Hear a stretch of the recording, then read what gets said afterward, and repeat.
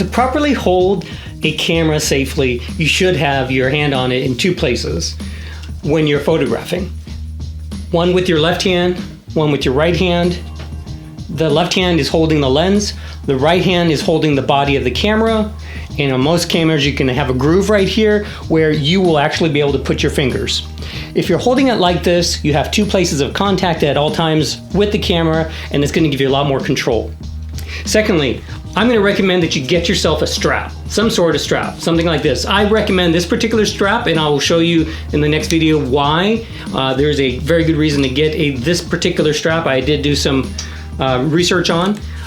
This strap is going to allow you to have a third point of contact, because this is also going to be attached to your wrist at all times while you have the camera in your hand and holding the lens at all times.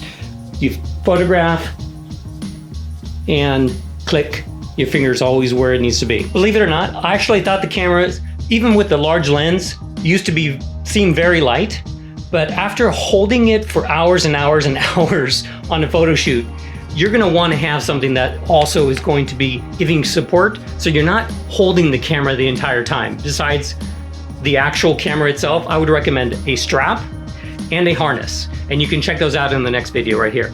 This is not a proper hold for your camera. This is.